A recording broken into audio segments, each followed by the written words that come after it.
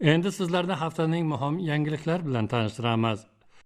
Chorshanba kuni Millat qasrida Tinchlik va milliy birlik asoschisi, millat peshvosi, Tojikiston Respublikasi prezidenti Emomali Rahmon Tojikiston Respublikasi davlat mustaqilligi 30 yilligi munosabati bilan faoliyatida munosib yutuqlarga erishgan turli kasb egalariga davlat mukofoti va unvonlarini topshirdi.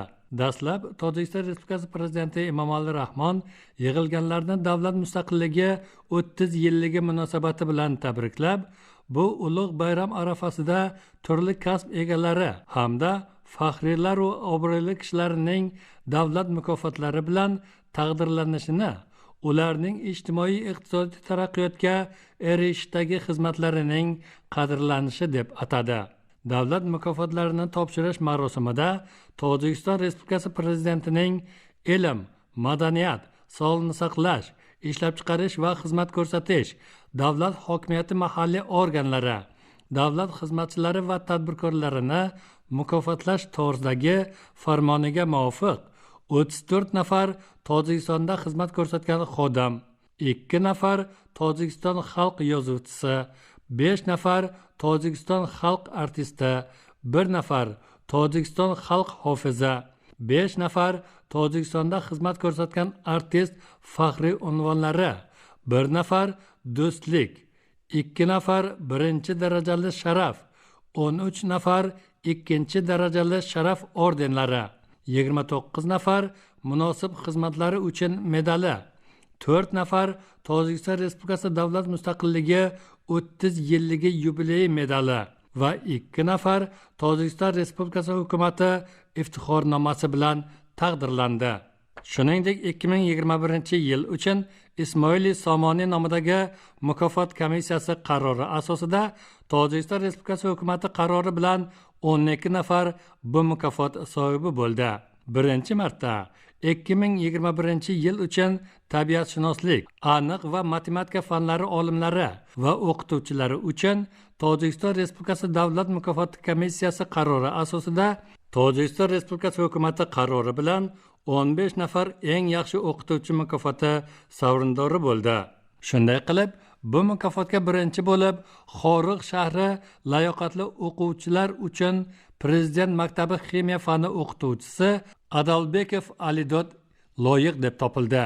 Shuningdek, akademik Osimi nomidagi birinchi fizika matematika litseyi axborot texnologiyalari fani o'qituvchisi Husayn Achilov, Sadriddin Ayni nomidagi Tojikiston davlat pedagogika universitetining organik ximiya va biologiya kafedrasi professori Sirojiddin Bandayev, Xo'jand shahridagi Politexnika instituti litseyining fizika fani o'qituvchisi Jo'raboy Bobojonov, Dushanbe shahridagi layoqatli o'quvchilar uchun 3-litsey ximiya fani o'qituvchisi Azizbek Zumratov, Tojikiston Milliy universitetining fizika va kolloida ximiyasi kafedrasi professori Mubashshirxon Rahimova, Dushanbe shahridagi layoqatli o'quvchilar uchun 3-litsey axborot texnologiyalari fani o'qituvchisi Farog'at Ro'ziyeva, Tojikiston Respublikasi layoqatli bolalar uchun Prezident litseyi internati ximiya fani o'qituvchisi Xushang Sobirov, Bog'tar shahri Oriyo davlat litseyi ximiya fani o'qituvchisi Qobil Toshov, Abu Ali ibn Sino nomidagi Tojikiston davlat tibbiyot universiteti genetika asoslari bilan tibbiy biologiya kafedrasi mudiri Mirzahamdam Xolbegov, akademik Osimi nomidagi Tojikiston texnika universitetining Xo'jand shahridagi Politexnika instituti dasturlash va axborot tizimi kafedrasi mudiri Xurshid Xudoyberdiyev, Rashtqal'a rayonidagi 12-o'rta umumta'lim muassasasi matematika fani o'qituvchisi Erash Jonmirzoyev, Tojikiston energetika institutining energetika tizimi va tarmoqlari kafedrasi mudiri Nurmahmad Sharipov, Tojikiston Milliy universitetining tabiiy matematika fanlari litseyi matematika fani o'qituvchisi Asadullo Sharifov, Ko'lob shahridagi Texnologiya va innovatsion menejment instituti direktorining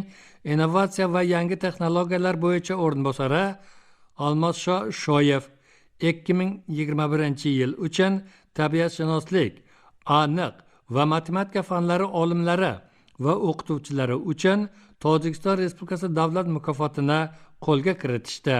Davlat mukofotlarini topshirish marosimi yakunida millat peshvosi Emomali Rahmon samarali faoliyati uchun mamlakat davlat va hukumati rahbariyati tomonidan oliy mukofotlar bilan taqdirlanganlarni yana bir marta muborakbod etib, vatanning sodiq farzandlari bundan keyin ham o'zlarining barcha imkoniyat, qobiliyat, bilim, tajriba, mahorat, malaka va sa'y harakatlarini mustaqil Tojikiston taraqqiyoti, tinchlik va osoyishtalik, siyosiy barqarorlik, milliy birlikni mustahkamlash va mamlakat aholisi turmush darajasini oshirishga yo'naltirishlariga qat'iy ishonch bildirdi.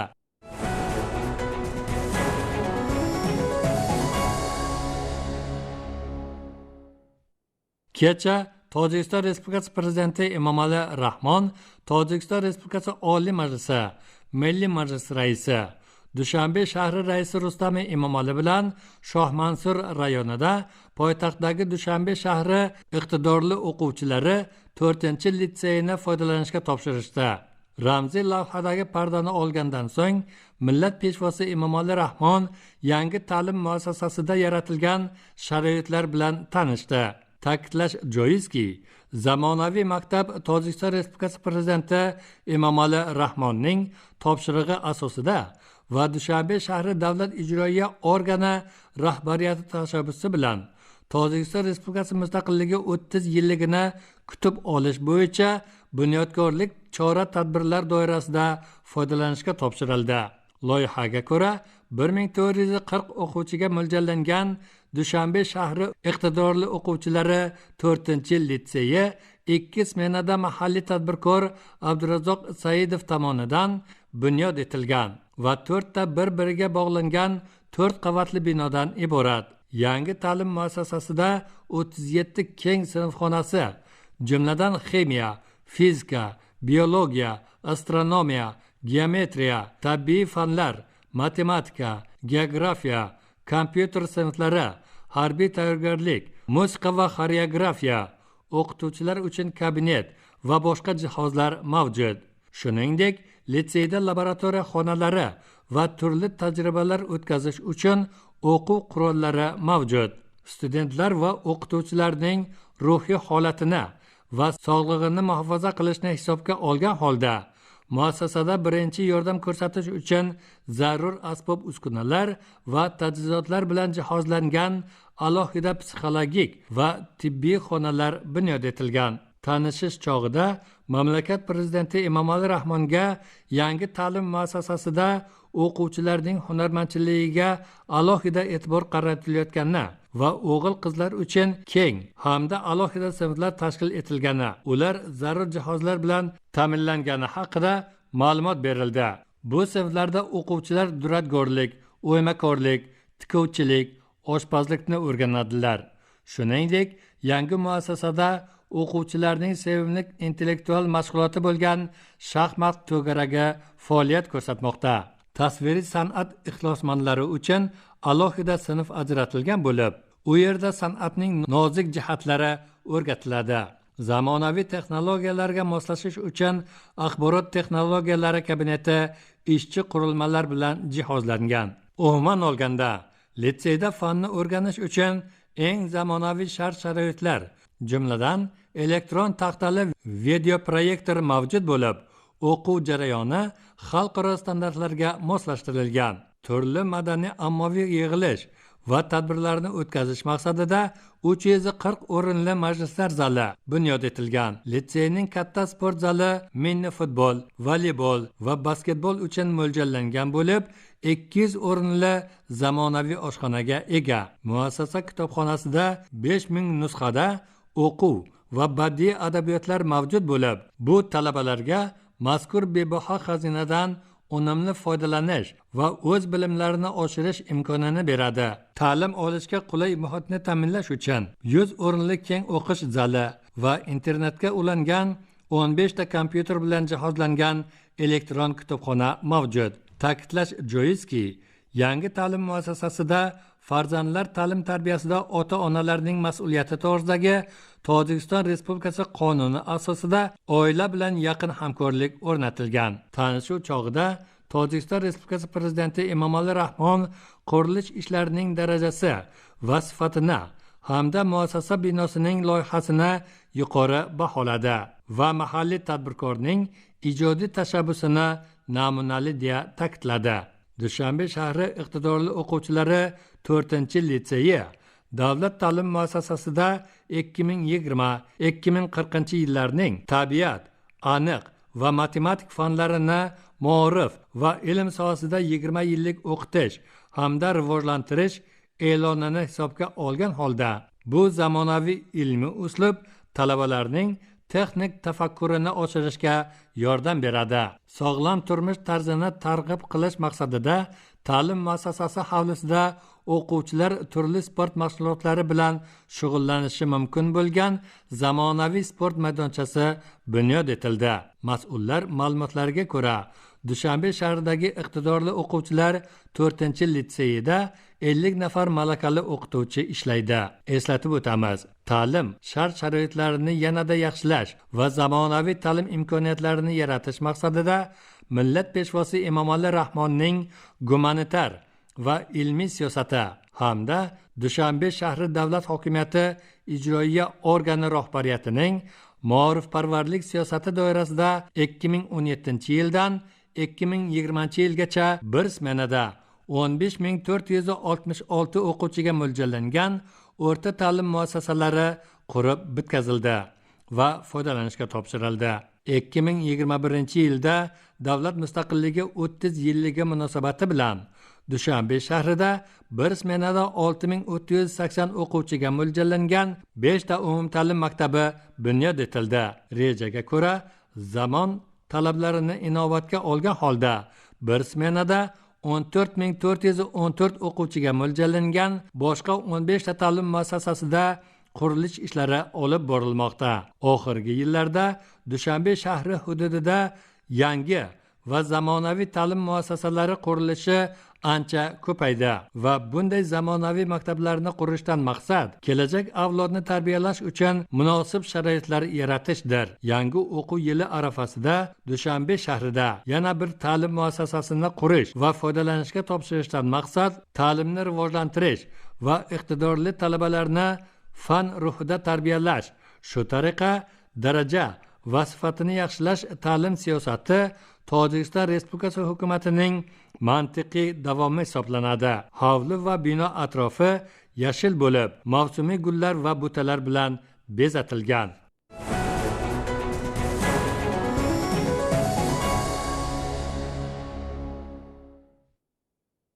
Juma kuni Tinchlik va milliy birlik asoschisi, millat peshvosi, Tojikiston Respublikasi Prezidenti Emomali Rahmon, Tojikiston Respublikasi Oliy Majlisi, Milliy Majlis raisi, Dushanbe shahri raisi Rustam Emomali bilan poytaxtdagi Mirzo Tursunzoda ko'chasida Dushanbe shahridagi Ismoil Somoniy rayoni gimnaziyasi davlat ta'lim muassasasining foydalanishga topshirilishi tadbirida ishtirok etishdi. Gimnaziyaning chiroyli va hozirgi zamon binosi yerto'la va 3 ta 4 qavatli binodan iborat bo'lib, 2 smenada 2560 o'quvchiga mo'ljallangan. Yangi ta'lim muassasasi mamlakat prezidenti Emomali Rahmonning doimiy ko'rsatmalari doirasida mahalliy tadbirkor G'ayur korxonalari guruhi rahbari Akbar G'ulomov tomonidan 42 million somoniy mablag'i evaziga bunyod etilib foydalanishga topshirildi. Mamlakat prezidenti Emomali Rahmon tashrifi va bu muassasadagi yangi ta'lim sharoitlari bilan tanishish chog'ida bajarilgan ishlarning sifatini yuqori baholadi va mahalliy tadbirkorning tashabbusini namuna deb atadi. Qurilish ishlari davomida 100 dan to 150 gacha mahalliy mutaxassislar ish joyi va yaxshi maosh bilan ta'minlangan. Millat peshvosi Emomali Rahmon yangi o'quv yili va Tojikiston Respublikasi mustaqilligi 30 yilligi arafasida yangi o'quv binosi ochilishini poytaxt o'quvchilari va o'qituvchilari uchun qimmatbaho sovg'a sifatida baholadi. Poytaxtdagi ta'lim muassasasining yangi binosida 52 ta o'quv xonasi mavjud. Ular 13 ta xonadan iborat bo'lib, zamonaviy o'quv sharoitlari bilan jihozlangan. Jumladan, ximiya, biologiya, matematika, fizika, axborot texnologiyalari, geografiya, laboratoriyalar va qizlar hamda o'g'il bolalar uchun mehnat ta'limi hujralari mavjud. Bu ta'lim muassasasida o'qitish tojik va rus tillarida olib boriladi hamda 70 nafar tajribali o'quvchilarga ta'lim va tarbiya berish ishlari bilan shug'ullanadi. Gimnaziyaning katta kitobxonasida 10 mingga yaqin turli xil o'quv va adabiy kitoblar mavjud bo'lib, o'qish zali bunyod etilgan va u standart talablari asosida tashkil etilgan. Gimnaziyada 110 o'rinli majlislar zali, 210 kishiga mo'ljallangan oshxona va tibbiy punkt ham bunyod etilgan. Sog'lom turmush tarzini targ'ib qilish va o'quvchilarni turli sport turlariga jalb etish maqsadida yangi o'quv binosida katta qishki sport zali va yozgi o'yin maydonchasi tashkil etildi. Gimnaziyada o'qish shartlari bilan tanishish chog'ida millat peshvosi Emomali Rahmon o'qituvchilar va mutasaddilarga o'smirlar va yoshlarning e'tiborini zamonaviy bilim va zamonaviy texnologiyalarni o'rganishga ko'proq jalb qilish bo'yicha aniq topshiriqlar berdi.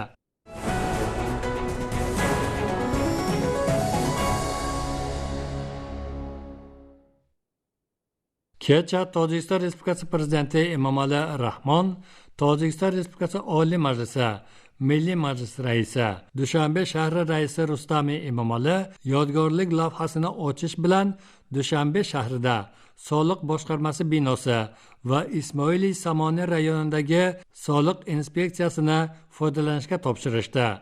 Binoning umumiy maydoni 3.4 ming kvadrat metrni tashkil qiladi. Uning buyurtmachisi Tojikiston Respublikasi hukumati huzuridagi soliq komiteti, pudratchisi Stroykompleks mas'uliyati cheklangan jamiyati va loyihachisi investitsiya loyihasi mas'uliyati cheklangan jamiyatdir. Yangi inshoot yerto'la va 5 qavatdan iborat bo'lib, birinchi qavatda fuqarolar, soliq to'lovchilar uchun xizmat ko'rsatish zali hamda 120 o'rinli majlislar zali mavjud. Dushanbe shahridagi soliq boshqarmasi binosi va Ismoil Samoni rayonidagi soliq inspeksiyasi milliy bayram Tojikiston Respublikasi mustaqilligi 30 yilligini munosib kutib olishga tayyorgarlik ko'rish uchun bunyod etilgan va 110 nafar soha xodimlari, voqei va huquqiy shaxslar, xususiy ishbilarmonlar va soliq topshiruvchilar uchun qulay sharoitlar yaratilgan.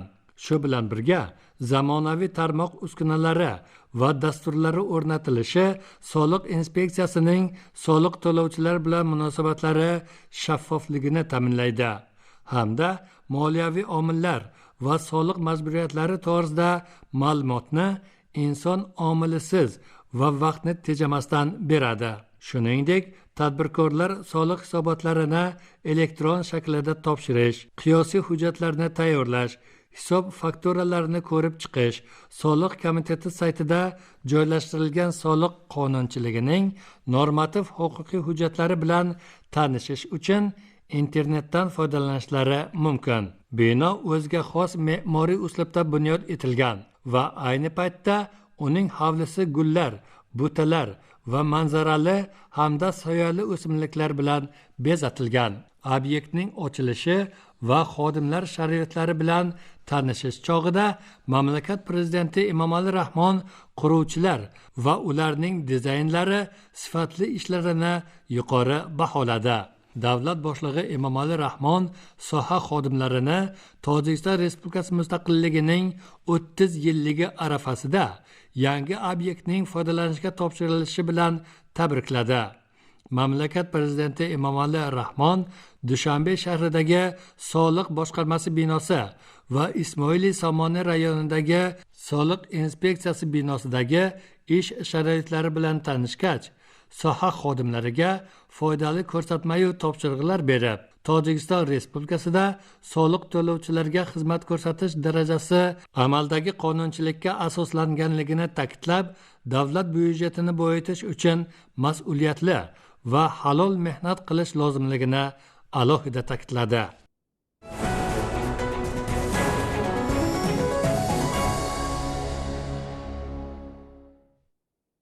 Juma kuni Tinchlik va milliy birlik asoschisi, millat peshvosi, Tojikiston Respublikasi prezidenti Emomali Rahmon, Tojikiston Respublikasi Oliy Majlisi, Milliy Majlis raisi, Dushanbe shahri raisi Rustami Emomali bilan Ismoiliy Somoniy rayonidagi Safo Dushanbe poytaxt mehmonxonasini ishga tushirishdi. Zamonaviy dizayni va milliy me'morchilik san'ati inobatga olingan 4 yulduzli mehmonxona mahalliy tadbirkor Junaydilla Azizov tomonidan davlat mustaqilligi 30 yilligi sharafiga va qishloqlar, sayyohlik hamda xalq hunarmandchiligini rivojlantirish yillari doirasida bunyod etilgan. Zamonaviy inshoot 13 qavat va 86 xonadan iborat. Binoning 12 qavati yuqori martabali mehmonlarni qabul qilish uchun mo'ljallangan va eng yaxshi sharoitlarga ega. Bu qavatda xorijiy davlatlar va xalqaro tashkilotlarning yuqori martabali vakillari darajasida rasmiy qabul qilish, mehmonlar uchun hammom, alohida oshxona, dam olish xonalari va boshqa hujralar bunyod etilgan. Binoning 13-qavatida obro'li mehmonlar uchun eng yaxshi sharoitga ega kafe va Dushanbe shahri go'zalligini tomosha qilish uchun veranda joylashgan.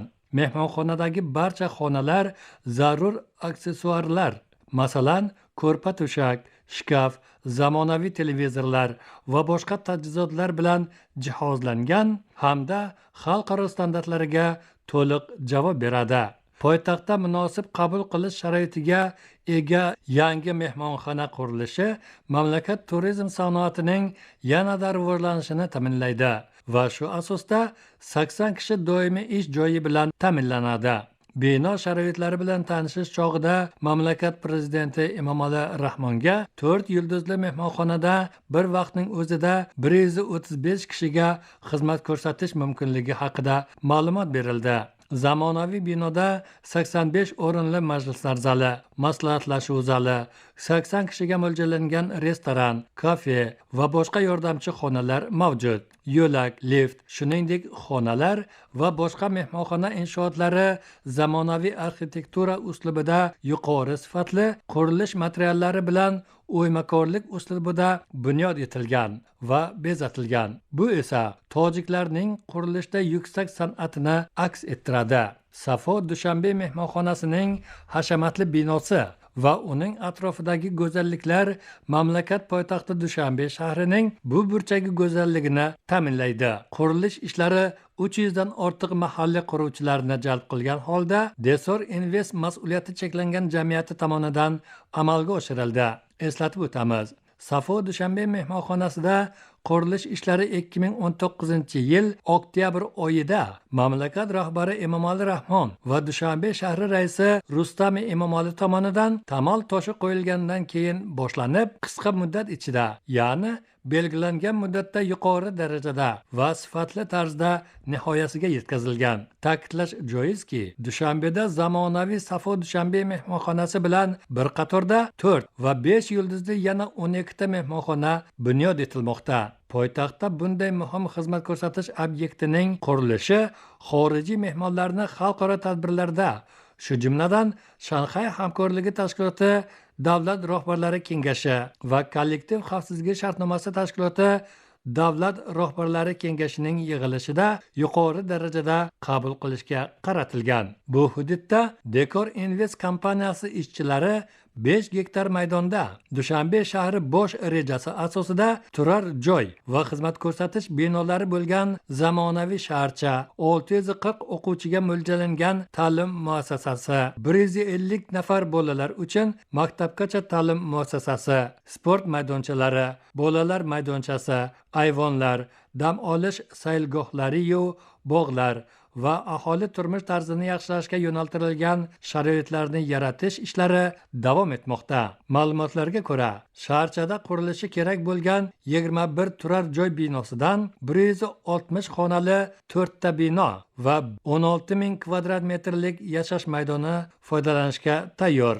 Joriy yil oxirigacha yana 6 turar joy binosi foydalanishga topshiriladi. Qolgan inshootlar jumladan shaharchadagi o'rta va maktabgacha, sport va dam olish inshootlari qurilishi davom etmoqda. Millat peshvosi Emomali Rahmon mahalliy tadbirkorning turizmni rivojlantirish va mamlakat poytaxti Dushanbe shahrining obod bo'lishiga hissa qo'shish tashabbusini yuqori baholadi va mas'ul shaxslarga mehmonxonadagi mavjud imkoniyatlardan samarali foydalanishni topshirdi. Bino atrofidagi baland ustunlarga turli hajmdagi va har xil shakldagi yoritgichlar yuksak o'lchovli chiroqlar bilan ta'minlanadi. Binoning o'zi to'liq yoritilgan va poytaxt binolari hamda inshootlarni yoritish Dushanbe shahri raisining qarori asosida taqdim etilgan mehmonxonaga xos rang-barang va yorqin rang har bir kishi e'tiborini o'ziga jalb etadi.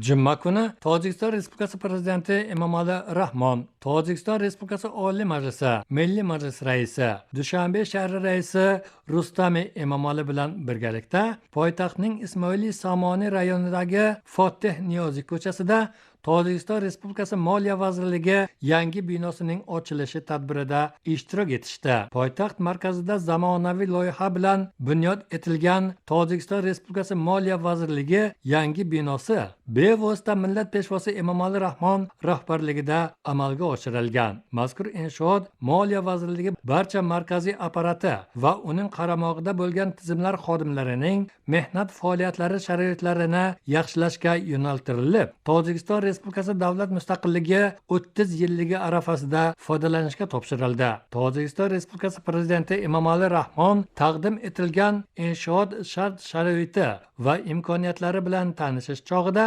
Moliya vazirligi yangi binosining davlat mustaqilligi 30 yilligi arafasida foydalanishga topshirilishi Tojikiston oliy siyosiy rahbariyatining mazkur vazirlik xodimlariga qilgan qimmatbaho sovg'asi sifatida baholandi. Bino 11 qavat, 2 ta asosiy kirish va 7 ta yordamchi kirishdan iborat. Moliya vazirligi yangi binosi yerto'lasida avtomobillar uchun turar joy, isitish, ventilyatsiya, sovutish, past kuchlanishli va elektr quvvati uskunalari uchun texnik xonalar, avtomat bazali ichimlik suvini taqsimlash xonasi hamda fuqarolar mudofaasi hujrasi mavjud. Binoda 120 kishilik oshxona, boshqarmalar ish hujralari, fuqarolar qabulxonasi, tibbiy punkt, kompyuter xonasi, majlislar zali, Dushanbe moliya boshqarmasi va Moliya vazirligi tasarrufidagi boshqa tashkilot va korxonalar xodimlariga tegishli ish joyi va qulay ish sharoitlari yaratildi. 300 o'rinli keng majlislar zali, sport zali, kafe va qishki bog' Moliya vazirligining yuqori sifatli va xalqaro talabalarga javob beradigan yangi binosi yana bir o'ziga xos xususiyatga ega.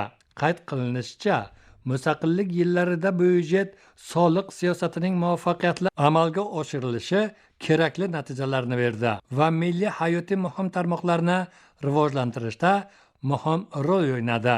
Hozirgi vaqtda jahon iqtisodiyotining og'ir sharoitlari va tashqi omillarning mamlakat iqtisodiyotiga salbiy ta'siriga qaramay, mamlakat moliya organlari iqtisodiyotning turli tarmoqlariga moliyaviy kirishni ta'minlash bo'yicha ishlarni davom ettirmoqda.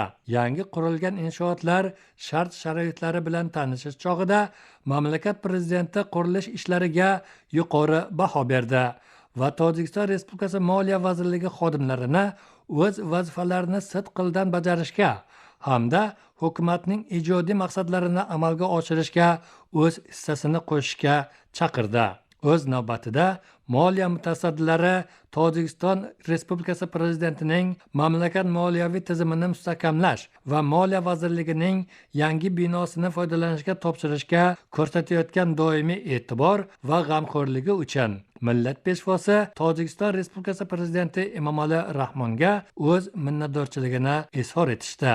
Tojikiston Respublikasi prezidenti Emomali Rahmon moliya vazirligining yangi binosi sharoitlari bilan tanishgach, vazirlikning keng zalida markaziy apparat xodimlari va uning bo'lim boshliqlari bilan uchrashdi. Millat peshvosi forum ishtirokchilarini Tojikiston davlat mustaqilligi 30 yilligi bilan tabrikladi va Tojikiston Respublikasi moliya vazirligining yangi binosi qurilishi global barqarorlik va millat birligining natijasi deb atadi.